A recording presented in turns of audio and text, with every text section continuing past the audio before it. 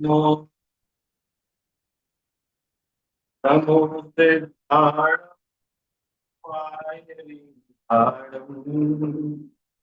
नमो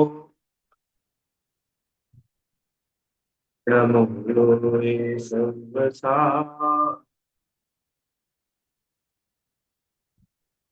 मंगलम भगवान वीरो मंगलम गौतमो गणी मंगलम कुंद कुंदार्यो जय कर्मो सुमंगलम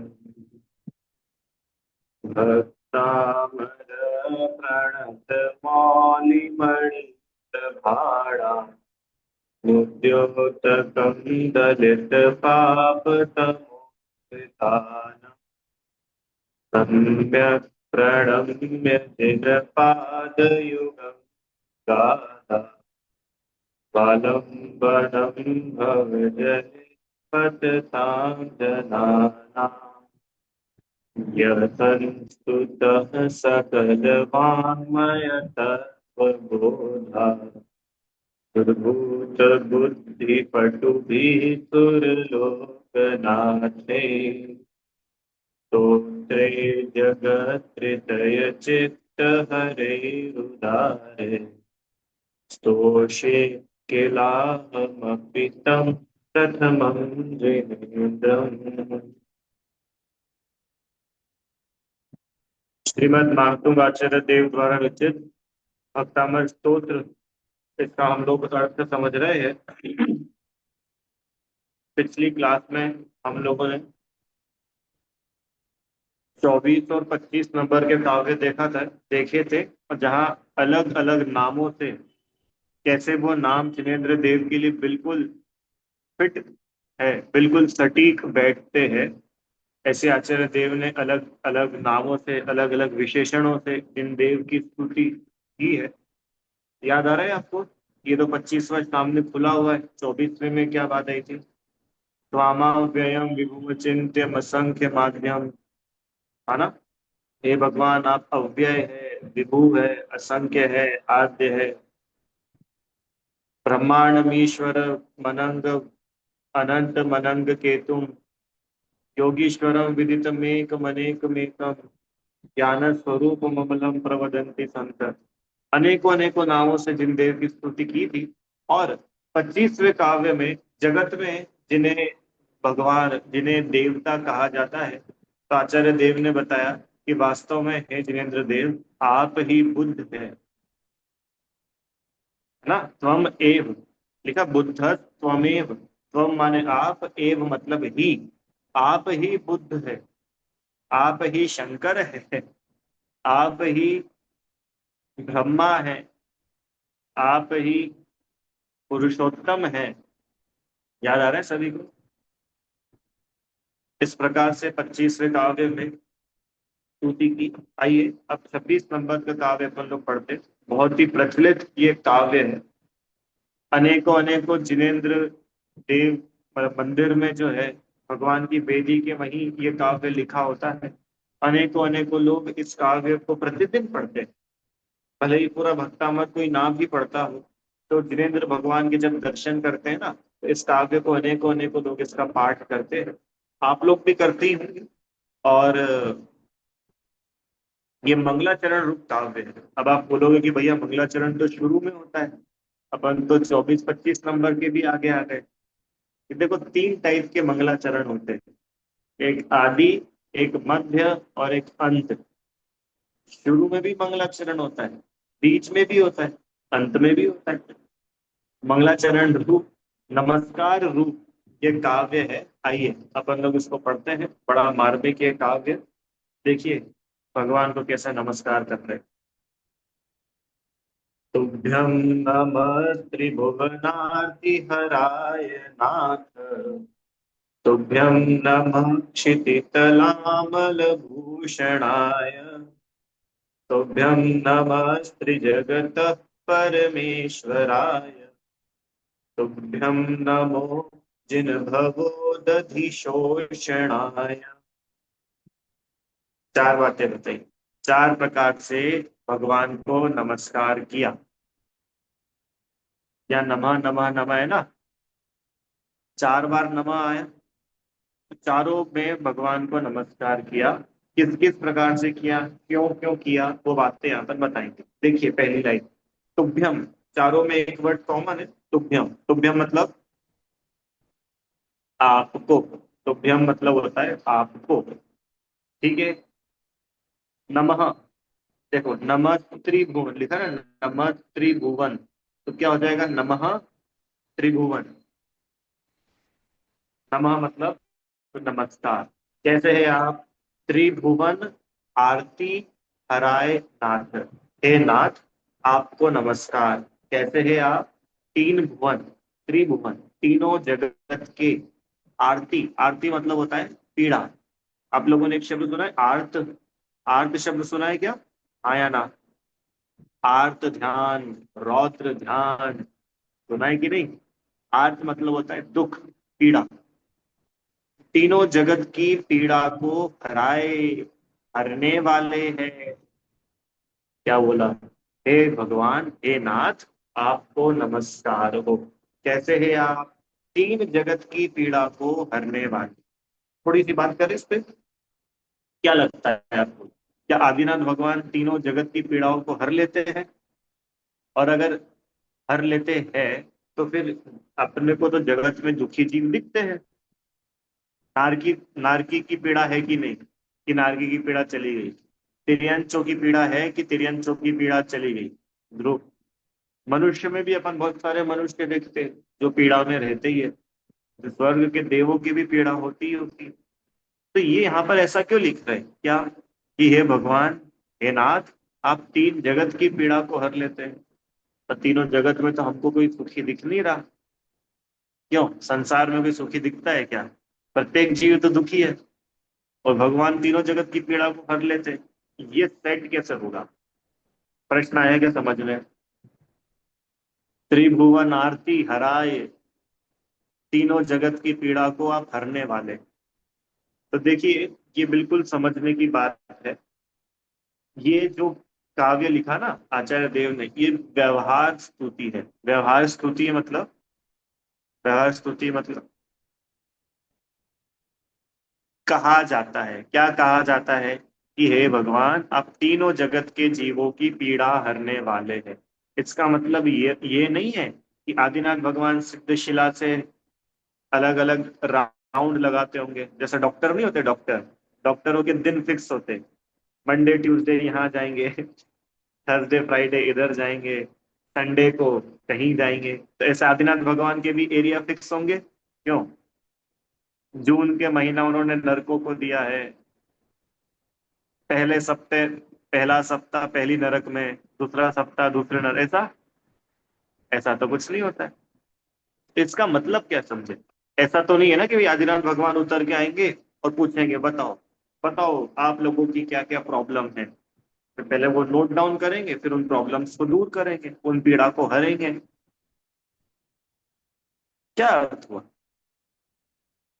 कि भैया ये बात बिल्कुल 200% सच्ची है कि भगवान किसी की कुछ पीड़ा को हरते नहीं है। भगवान सच्ची में भी कुछ करने धरने वाले नहीं होते हैं। जो भगवान को करने धरने वाला मानकर भगवान की पूजा करता है, वह जीव अज्ञानी है। उसको अभी यही नहीं पता वीतरागी मतलब क्या होता है। तो भैया स्तुति में तो लिखा है, स्तुति में लिखा है कि नहीं, आप तीनों जगत की पीड़ाओं को हरते, कि भैया इसका अर्थ ऐसा है कि तीनों जगत के जीव आपके बताए मार्ग पर चलकर अपनी पीड़ाओं से मुक्ति पा लेते हैं। क्या बताया, पहले भी आ चुकी है ये बात, बहुत बार आ चुकी है। तीनों जगत के जीव अगर उन्हें अपनी पीड़ाओं से छुटकारा चाहिए तो आप ही शरण है। आपकी शरण में आकर, आपके बताए मार्ग पर चलकर तीनों जगत के जीव सुखी हो सकते हैं, अपनी पीड़ाओं से मुक्त हो सकते हैं। इसलिए हे भगवान आप ही क्या है, पीड़ा को हरने वाले। अरे एक उदाहरण सुनो, ये व्यवहार है, देखो मैं व्यवहार कुछ उदाहरण देता हूँ तो आपको समझ में आ जाएगा।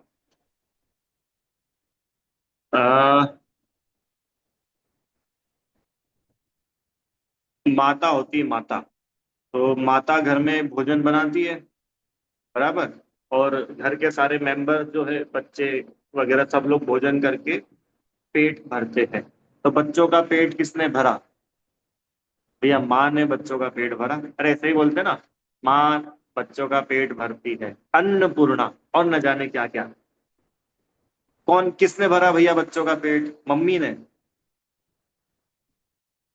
हाँ, मम्मी ने तो बनाया था भोजन, पर पापा इतने गुस्से में आए दुकान से, भोजन करके ही नहीं गए, तो पापा का तो पेट भरा ही नहीं।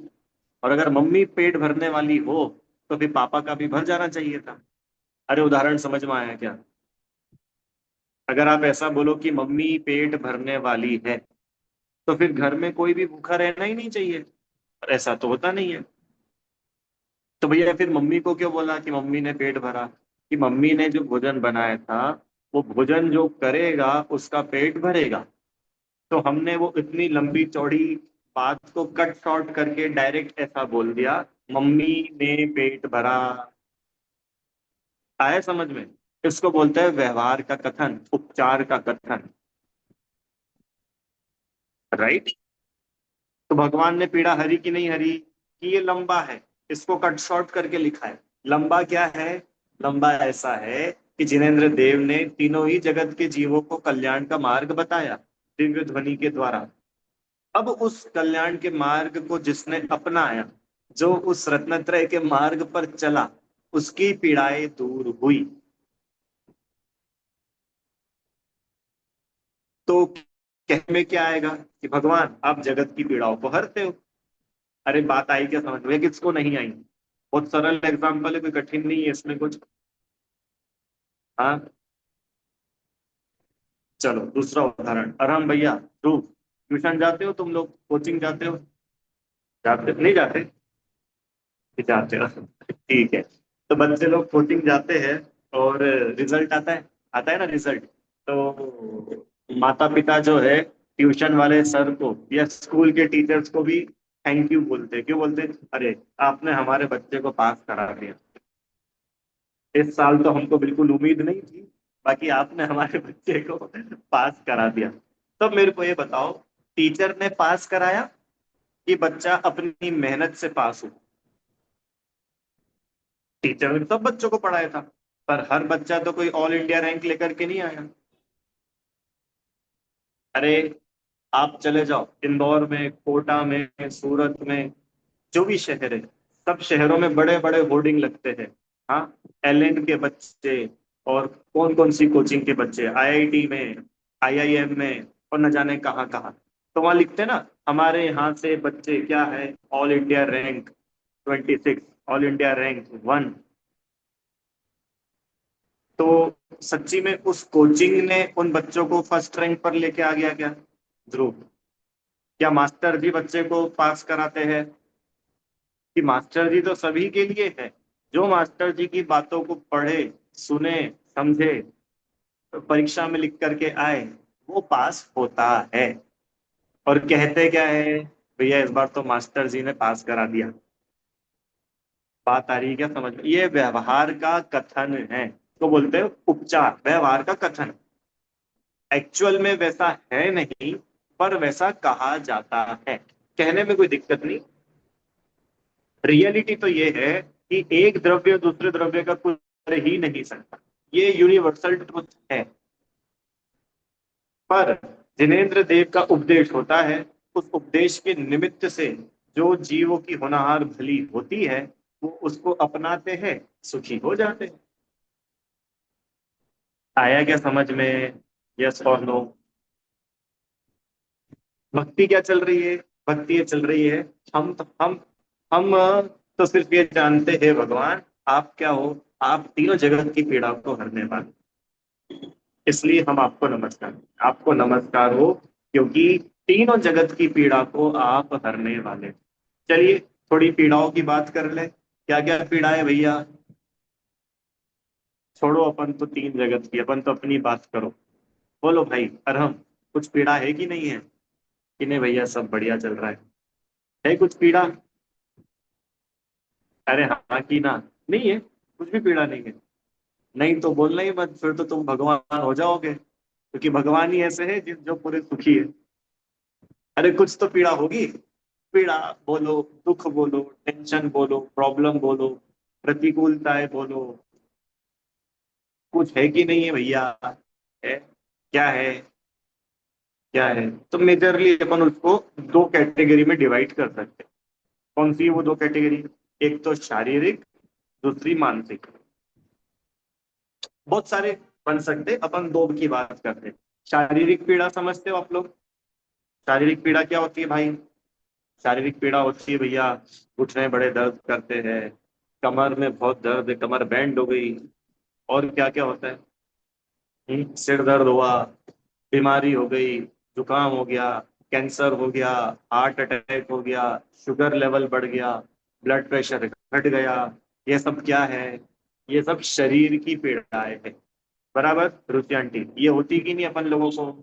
पाई जाती, किसी में कुछ ना कुछ, किसी के हाथ दुखते, किसी के पैर दुखते। क्यों? किसी को कान से सुना ही नहीं आता। अलग अलग लोगों की अलग अलग प्रॉब्लम्स है। ये तो ही शारीरिक पीड़ा।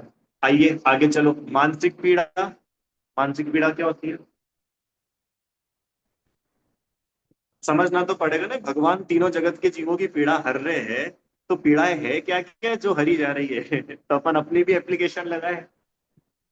तो पहले अपने को अपनी पीड़ा तो फिगर आउट करनी पड़ेगी ना, कि भैया ये पीड़ा है। ध्रुव, मानसिक पीड़ा क्या क्या है?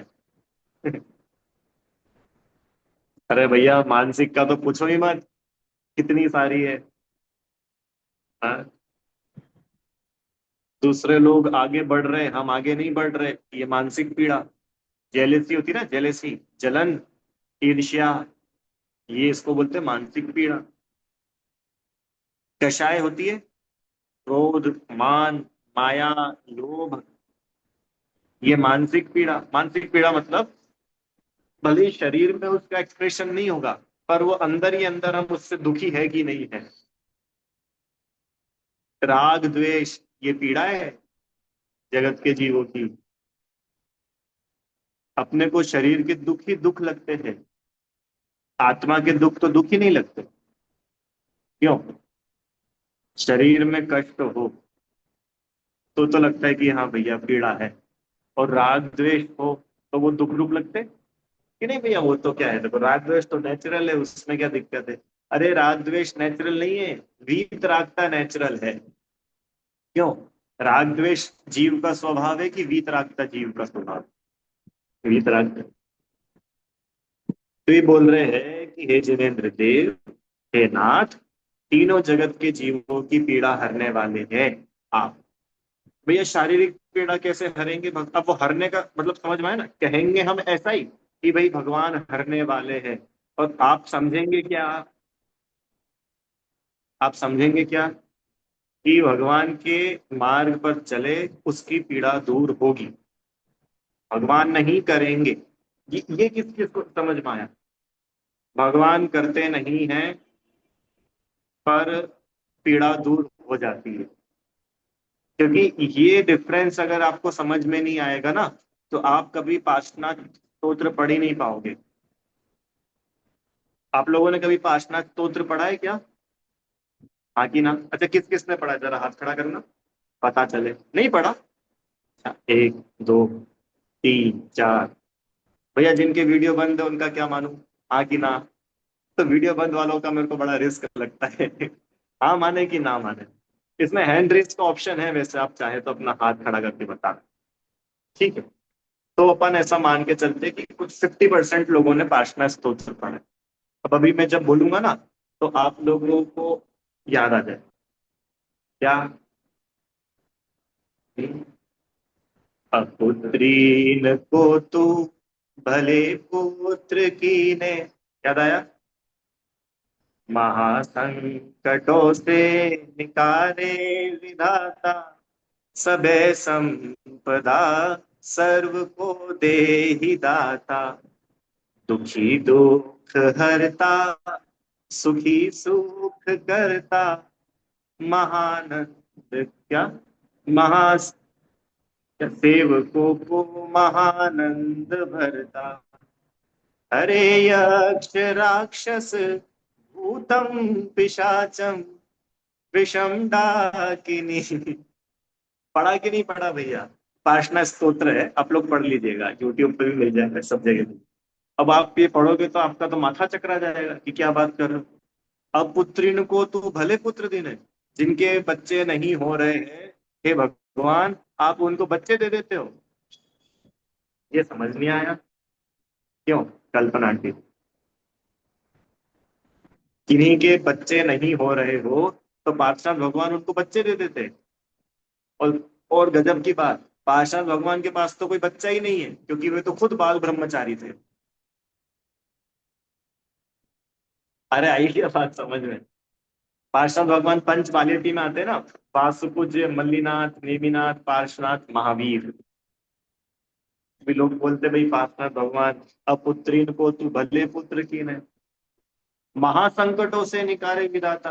अभी देखो ये समझना पड़ेगा, वो स्तुति बिल्कुल भी गलत नहीं है, पर उसका दृष्टि, उसका क्या विजन, उसका जो एंगल है वो एंगल अपने को समझना पड़ेगा। पाशना स्तोत्र में लिखा ना, महासंकटों से निकारे विधाता, हे जिनेन्द्र देव आप बड़े बड़े संकटों से निकाल देते हो। अब प्रश्न आगे चलो, उनके खुद के ऊपर जो संकट आए थे ना, उससे वो खुद को नहीं निकाल पाए। पार्शनाथ भगवान के ऊपर संकट आए थे कि नहीं आए थे? हाँ कि ना आए थे? क्या संकट आए थे कि भैया वो कमठ था, 10 भव का बैरी विलेन। क्या किया था उस विलेन ने?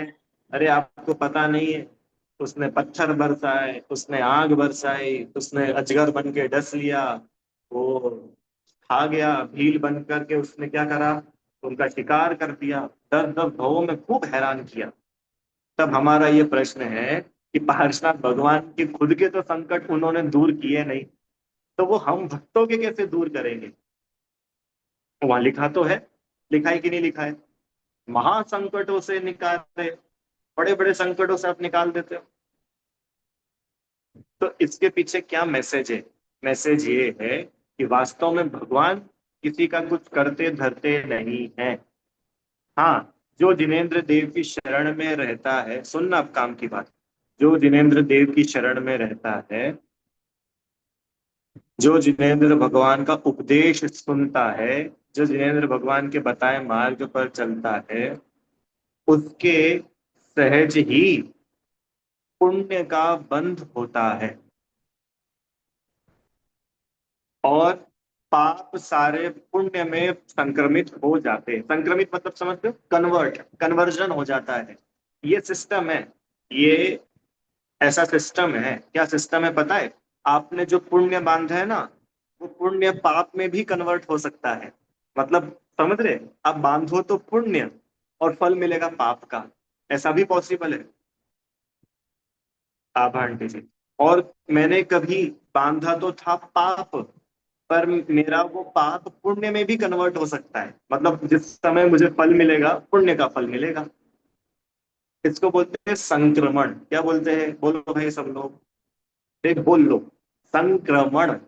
संक्रमण मतलब कन्वर्जन हो जाता है, पुण्य का पाप में, पाप का पुण्य में। पॉसिबल सभी का होता है, ऐसा कंपलसरी नहीं है, बट ऐसा पॉसिबल है। तो क्या बोल रहे हैं कि जो आप नहीं देते कुछ भी, पर भक्त आपसे ले लेते हैं। आप तो कुछ नहीं देते, पर आपके भक्त आपसे ले लेते हैं। दर्शन कर, उपदेश श्रवण कर, तत्व ज्ञान को पाले। आपका दर्शन करने से, आपका उपदेश सुनने से, आपके बताए मार्ग पर चलने में जीवों के महा महा पुण्य का बंध होता है। तो सहज ही सारे पाप टल जाते हैं और उसका पुण्य बढ़ जाता है। अब आपको समझ में आया इसके पीछे का पूरा क्या सिस्टम है? तीनों जगत की पीड़ा हरने वाले कैसे हुए? कैसे हुए कि भैया तीनों जगत के जीव, उन सबके लिए ही आपने कल्याण का मार्ग बताया, और जो आपके बताए मार्ग पर चले वो सुखी हुए बिना रहता नहीं। इसलिए आप तीनों जगत के जीवों की पीड़ा हरने वाले हैं। आया क्या समझ में? आगे चले तो कहीं पर अगर ऐसा लिखा मिल जाएगा, कैसा लिखा मिल जाएगा कि भैया भगवान के आशीर्वाद से ये काम हुआ, तो बताओ सच है कि झूठ है? कहीं कहीं होता है ना भैया, भगवान की कृपा से हमारा सब बढ़िया चल रहा है। जैसे मानो आप मेरे पास में आओ और मुझसे पूछो और भैया सब कैसा चल रहा है, तो मैं ऐसा बोलूं, ध्रुव बस भगवान की कृपा से सब अच्छा चल रहा है। ऐसा अगर मैं बोलूं तो बताओ मेरे बोलने में कुछ फॉल्ट है क्या? मैंने जो बोला सेंटेंस उसमें कुछ फॉल्ट है, कुछ गलत है कि नहीं? बिल्कुल गलत नहीं है, बोला जा सकता है भैया। बोल तभी यहाँ सामने लिखा ना, तीनों जगत की पीड़ा हरते हैं। लिखने बोलने पढ़ने में आप मान क्या रहे हो, उसके पीछे की बात आपको पूरी क्लियर समझनी पड़ेगी। आया समझ में? उदाहरण दो तीन दे दिए मैंने, ट्यूशन वाला और मम्मी वाला, अब समझ जाना। आओ दूसरी लाइन देखते भैया, क्या बोल रहे सेकंड लाइन में? तुभ्यम नमः क्षिति तलामल भूषणाय। तुभ्यम माने आपको, नमः नमस्कार, आपको नमस्कार। कौन है आप? क्षिति तलामल भूषणाय। क्षिति तलामल मतलब क्षिति, क्षिति तल, क्षिति मतलब होता है पृथ्वी। एक शब्द सुना है आपने, क्षितिज? क्षितिज सुना है? क्षितिज क्या होता है? क्षितिज, क्षितिज मतलब जहां पृथ्वी का जन्म हो, माने जहां से पृथ्वी दिखे। इंग्लिश में बोलते हैं होराइजन। अरे आप देखना, जहां आकाश और पृथ्वी मिल रहे हैं उस पॉइंट को बोलते हैं क्षितिज। माने यहाँ से पृथ्वी शुरू हुई, ऊपर तो आकाश है। तो क्षिति मतलब होता है धरती। तल, तल माने पृथ्वी तल, पूरे पृथ्वी पर। हे जिनेन्द्र देव आपको नमस्कार। कैसे हैं आप?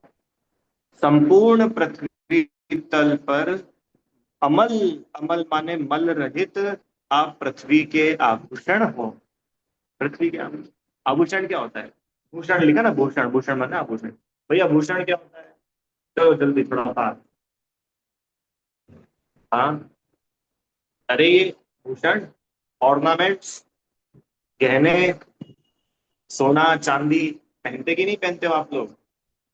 हाँ, तो इसको बोलते हैं आभूषण। तो ये बोल रहे हे भगवान, ये पूरी पृथ्वी तल के आप एक अमल आभूषण है। अमल आभूषण, या मल सहित भी कोई आभूषण होते हैं क्या? मल मतलब समझते हो? मल मतलब क्या होता है? मिलावट। मल मतलब गंदगी। मल मतलब इम्प्योर। सोना देखा है ध्रुव? गोल्ड, गोल्ड के आभूषण देखे? हाँ कि ना? क्या गोल्ड के आभूषण प्योर गोल्ड के बन सकते हैं? आभूषण की बात करें, आभूषण नहीं बन। 22 कैरेट का मिल जाएगा, 18 का मिल जाएगा, 24 का मिल सकता है? 24 का, 24 कैरेट सोना और इसका, अरे बन ही नहीं सकता, गल जाएगा। वो जो ठोस पना आएगा ना, ठोस पना, उसके लिए तो कुछ ना कुछ मिलाना ही पड़ेगा, नहीं तो आभूषण नहीं बन सकता। अच्छा, जगत के जितने आभूषण है, चाहे सोना हो चाहे चांदी हो, उनका मेंटेनेंस करना पड़ता है, समय समय पे उसको साफ करना पड़ता है, नहीं तो काले पड़ जाते। अरे ये चांदी वगैरह होती है, देखा है आपने, ये कुछ समय बाद में काले हो जाते। जगत के आभूषण तो मल सहित है। अरे जिनेन्द्र देव, आप तो ऐसे आभूषण हो कि आप मल रहित हो। क्यों भैया? कि जिनेन्द्र भगवान में कोई दोष पाए ही नहीं जाते, इसलिए आप कैसे हैं? अमल है। ये आभूषण की बात क्यों की यहाँ पे? भगवान को आभूषण से कंपेयर क्यों किया? आप लोग सब जानते ही होंगे। देखिए आभूषण अपने आप में ही सुंदर होते हैं, और जो उस आभूषण को पहन ले वो भी सुंदर लगने लगता है। हाँ कि ना? अरे कोई नेकलेस हो, तो नेकलेस अपने आप में बहुत सुंदर है, और उस डायमंड के नेकलेस को जो पहन ले वो भी कैसा लगने लगता है? वो भी सुंदर लगने लगता है। अरे इंसान की तो छोड़ो, तो वो जो शोरूम पे जो वो रहते हैं ना, डमी पीस, वो भी बढ़िया लगने लग जाते हैं। क्यों बढ़िया लगता है? क्या मस्त लग रहा है। अरे वो जो आभूषण लगाए हैं ना, उससे उसकी भी कीमत बढ़ गई, वो भी बढ़िया लगने लगा। ऐसे ही है जिनेन्द्र देव, जिस प्रकार भूषण स्वयं में सुंदर होते हैं, और उसको जो भी धारण करता है वह भी सुंदर लगने लगता है। उसी प्रकार हे भगवान, आप आभूषण हो। क्यों हो? कि आप स्वयं तो सुंदर हो ही, आप स्वयं तो गुणवान हो ही, आप स्वयं तो महान हो ही। और जो आपको धारण करे, आपको धारण करे मतलब जो आपकी श्रद्धा करे, जो आपके समान बने, जो आपके बताए मार्ग को अपनाए, वो भी गुणवान हो जाता है, वो भी महान हो जाता है। जैसे आभूषण में था ना, आभूषण स्वयं भी बढ़िया, जो उसको पहने वो भी बढ़िया। ऐसे ही भगवान आप भी बढ़िया, जो आपकी शरण ले वो भी बढ़िया। इसलिए आप तीनों जगत में इस पृथ्वी तल पर कैसे है? अमल आभूषण। देखो, बाकी लौकिक आभूषण तो है, वो तो पुद्गल का श्रृंगार करते थे, शरीर को श्रृंगारित करते। पर हे जिनेन्द्र देव, आपने तो चैतन्य इस आत्मा को श्रृंगारित किया है, इसलिए आप अमल आभूषण। चलो आगे चलना है। तीसरी, तुभ्यम नमः त्रिजगत परमेश्वराय। आपको नमस्कार हो। कैसे? आप तीनों जगत के परमेश्वर, तीनों जगत में आप ही परम ऐश्वर्यवान हैं।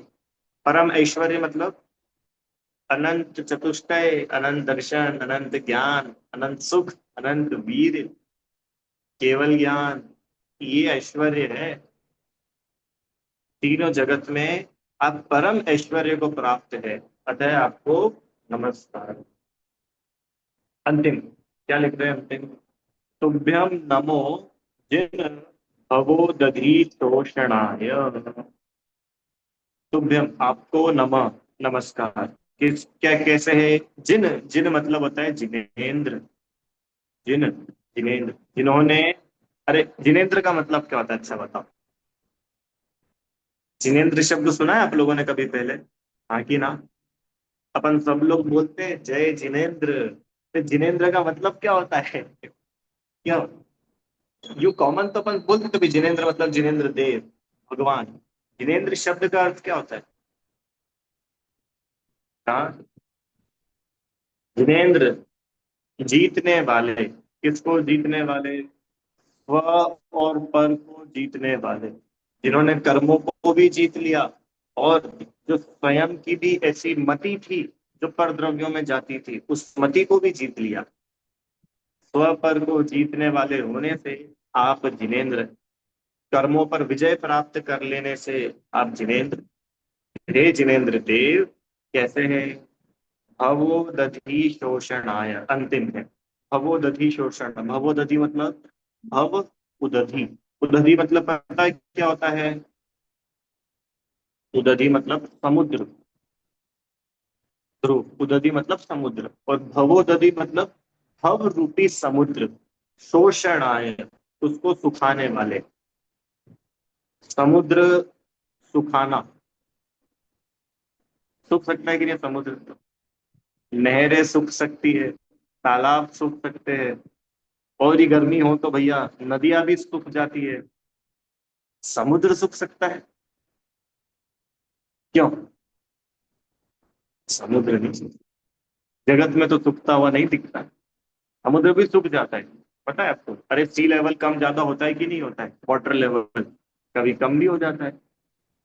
तो ये तो बोल रहे हैं कि भगवान आपने संसार रूपी समुद्र, संसार समुद्र के समान है, एकदम बड़ा, एकदम फैला हुआ, अनादिकाल से चला आने वाला।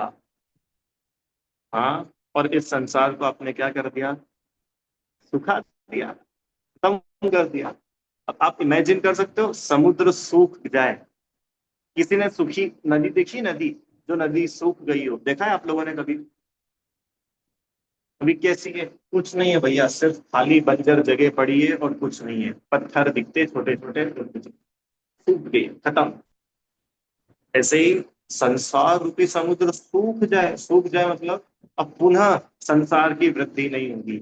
आपने अपने संसार को समेट लिया, अब आपका संसार में जन्म मरण होने वाला नहीं है। भव किसको बोलते हैं? भव, भव मतलब जन्म मरण, संसार। तो हे जिनेंद्र देव, आपने जन्म मरण का अभाव कर लिया। क्यों? भगवान के जन्म मरण का भाव हो गया। ध्रुव।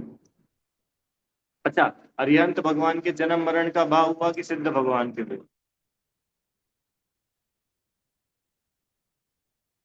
दोनों के कि एक के? तो सिद्ध भगवान का हुआ कि नहीं जन्म मरण का भाव? हाँ कि ना? कि भैया सिद्ध भगवान का तो हो गया ना। अब तो शरीर ही नहीं रहा, हो तो सिद्ध शिला में चलेगा ही, खत्म बात। अरिहंत भगवान के जन्म मरण का भाव हुआ कि नहीं हुआ? हो गया? नहीं हुआ। अब होगा। अच्छा, कितने लोग ऐसा बोल रहे हैं कि भैया अरिहंत भगवान के जन्म का तो अभाव हो गया, मरण का अब होगा? एक। बाकी भैया जन्म जन्म का तो अभाव हो गया ना पक्का? जन्म का तो हो गया। मरण का हुआ कि नहीं हुआ अभी? कि नहीं भैया, अभी एक बार तो मरण बचा है। एक लास्ट टाइम तो बचा है ना मरण अरिहंत भगवान का। हाँ कि ना? अरे आप लोग ना हाँ बोल रहे हो ना ना बोल रहे हो। नहीं, अरे हाँ, सुनो सुनो सुनो। भगवान का मरण नहीं होता है, भगवान का निर्वाण होता है। निर्वाण और मरण दोनों में डिफरेंस है। क्या डिफरेंस है? निर्वाण मतलब कि अब गए, अब लौट करके नहीं आएंगे, इसका नाम है निर्वाण। और मरण मतलब कि अभी मरण हुआ, वापस से जन्म होगा। ये अंतर है दोनों में। तो भगवान के मरण का अभाव हो चुका है, अब मरण नहीं होगा। शरीर जरूर छूटेगा, पर उसको मरण नहीं बोलते हैं। वो निर्माण है। क्यों? अब पुनः नया शरीर धारण नहीं करेंगे, पुनः ये चार गतियों में नहीं आएंगे, पुनः कोई कर्मों का बंधन नहीं। अब तो जो गए गए। इसको बोलते हैं जिन्होंने जन्म मरण रूपी संसार, जन्म मरण रूपी भव, इसको सुखा दिया, इसका नाश कर दिया। जन्म मरण को जिन्होंने जीत लिया। ठीक है। इसलिए जन्म मरण रूपी भव को, संसार समुद्र को सुखाने वाले, माने उससे पार हो जाने वाले, उसको जीत लेने वाले हे जिनेन्द्र देव, आपको नमस्कार। ठीक है। चलिए क्या लिखा है। हे नाथ, आप तीनों जगत के दुखों को हरने वाले, पृथ्वी तल के अमल आभूषण, तीनों जगत के परमेश्वर। हे जितेंद्र देव, आप भव समुद्र को ये शोषण करने वाले हैं। आपको बारंबार नमस्कार। ठीक है। चलिए इतना ही रखते हैं। अभी कोई प्रश्न हो किसी को तो आप लोग पूछ लीजिए।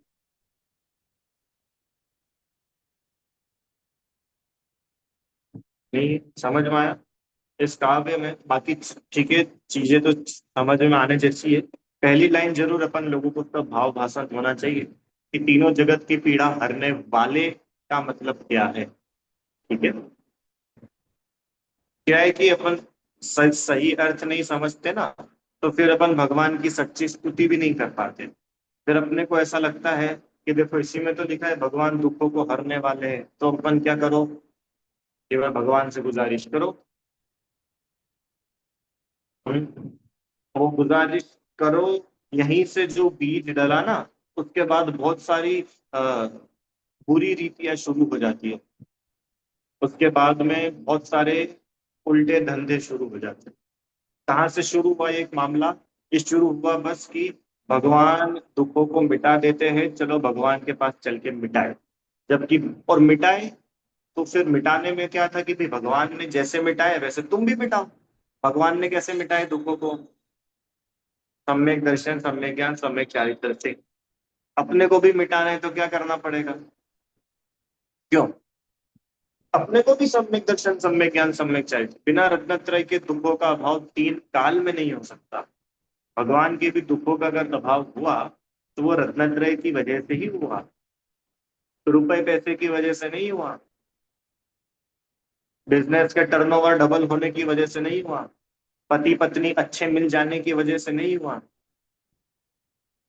बच्चे आज्ञाकारी मिल जाने की वजह से दुखी सुखी नहीं हुए? क्यों हुए भगवान सुखी? राजा बन गए थे इसलिए सुखी हुए, चक्रवर्ती बन गए थे इसलिए सुखी हुए। भी लगाते जाओ। मैं आपके बता रहा हूँ कि अगर भगवान सुखी हुए हैं ना, तो किसी पुण्य के उदय से सुखी नहीं हुए हैं। अपनी आत्मा को जाना, पहचाना, अपनी आत्मा में लीन हुए तो सुखी हुए। ध्रुव, बात आई क्या समझ में? क्योंकि अगर आप पुण्य के उदय को ही सुख बोल करके वहीं फुल स्टॉप लगा दोगे, तो फिर वो दीक्षा लेके जाते ही नहीं। अरे महलों में क्या कमी थी? कुछ कमी नहीं थी, तो फिर वो जाते ही नहीं ना, उसको ही भोगते, बढ़िया मजे करते। आदिनाथ भगवान की कितनी आयु थी? 84 लाख पूर्व, रहते बढ़िया। महावीर भगवान की 72 वर्ष की आयु थी, क्यों 30 वर्ष में चले गए? रहते, क्या दिक्कत थी? जब सुखी तो थे ही ना। भैया राजकुमार थे, राजा थे, सारी प्रजा अपनी आज्ञाकारी, सब अपने आगे हाथ जोड़ के नतमस्तक खड़े रहते। दुख का काम ही नहीं था। कि सुनो, पुण्य का उदय भी वास्तव में सच्चा सुख नहीं है। हाँ, वो पाप के उदय की अपेक्षा उसमें आकुलता थोड़ी कम है। तो हम बोल सकते हैं कि भैया, अ, बीमार शरीर दुखी, स्वस्थ शरीर सुखी। पर थोड़ा और गहराई से विचार करें तो शरीर नहीं होना ही वास्तव सुखी है। क्योंकि स्वस्थ शरीर को आप सुखी बोलेंगे तो सिद्ध भगवान के पास तो शरीर ही नहीं है, अब वो सुखी है कि दुखी है? तो कभी भी लक्षण बनाओ ना, लक्षण। लक्षण मतलब कि पहचान का आधार, पैरामीटर, आप उसको कैसे पहचान रहे हो, चिन्ह। वो ऐसा बनना चाहिए कि जो सब में फिट बैठे। अगर आप ऐसा बोल दोगे कि भैया थोड़ा बहुत क्या, अच्छा एक दो चार प्लॉट हो, अपने तीन चार दुकानें हो कमर्शियल एरिया में, और बढ़िया 2-2 3-3 लाख रुपए महीने का रेंट आए, तो मजा आता है? क्यों हेमलता आंटी जी? इसके बिना क्या सुख? तो ठीक है, सिद्ध भगवान के पास चलते, पूछते भैया सिद्ध भगवान आपकी प्रॉपर्टी दिखाओ, क्या क्या प्रॉपर्टी है आपके पास? अरे कहाँ जा रहे हो सिद्ध शिला तक, छोड़ो, मुनिराज के पास चलो, तो महाराज जी से पूछो, मुनिराज आपके पास में क्या क्या प्रॉपर्टी है, कहाँ कहाँ से किराया आता है आपको? तो महाराज जी क्या बोलेंगे कि हमारे पास तो कुछ नहीं है। अरे महाराज जी, इसका मतलब आप दुखी हो और हम सुखी है, क्योंकि हमारे पास में तो 3 प्लॉट है, 3, और खेत भी है हमारा, और वहां से ना हाईवे निकलने वाला है। अब हमारी इतनी कीमत बढ़ जाएगी, हमारे तो ऐश ही ऐश है। वो बोलेंगे ऐश नहीं है तो समझ जा, नहीं तो अभी नरक निगोद में जाएगा। वह सुख सदा ही त्याज्य रे, पश्चात जिसके दुख भरा। है समझ में? पुण्य के उदय में सेटिस्फाई होने की बिल्कुल जरूरत नहीं है। ये भगवान अपने को सिखा रहे हैं। पापों को हर लेने वाले ही अकेले भगवान नहीं है। सुनो सुनो सुनो, पुण्य को भी हर लेने वाले भगवान हैं। अस्मिन् ज्वलज्ज्वल केवल बोध बन्नो, पुण्यम समग्र महमेक मना जुहोमि। हे जिनेन्द्र देव, आपके केवल ज्ञान रूपी इस अग्नि में मैं अपना पूरा का पूरा पुण्य स्वाहा करता हूँ। आया समझ में? तो ये पुण्य के उदय का जो चार्म अपने को रहता है ना, ये नहीं होना चाहिए। सहज देखो, बिल्कुल नेचुरल प्रोसेस है, बिल्कुल नेचुरल प्रोसेस। जो जीव बहुत निष्काम भाव से, बिना किसी लेन देन के भाव से, बिना बनिया बुद्धि लगाए, मात्र और मात्र भगवान की भक्ति करता है ना, उसको नेचुरल ही पाप मिटते हैं और पुण्य बढ़ता है। आप तो उसकी चिंता करो ही मत। संसार के सुख तो मिलेंगे ही मिलेंगे, और मोक्ष रूपी सुख भी मिलेगा। बिल्कुल चिंता नहीं करना। इसीलिए इधर उधर तो जाना ही नहीं, और भगवान के पास भी आओ तो भगवान का सच्चा स्वरूप समझना, तो अपने को सच्चा वास्तविक सुख प्राप्त हो पाएगा। चलिए, ठीक है भाई। जिनवाणी स्तुति। हे जिनवाणी भारती, तो ही जपू दिन रैन, जो तेरी शरणा गए तो पावे सुख चैन। जा वाणी के ज्ञान से तुझे लोकालोक, सो वाणी मस्तक नमो मुद्रा देते हूँ।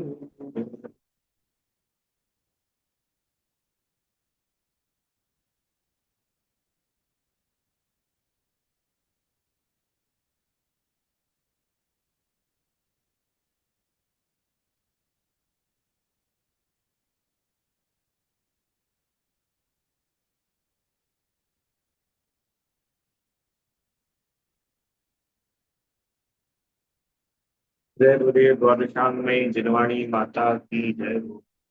महान जैन धर्म की जय।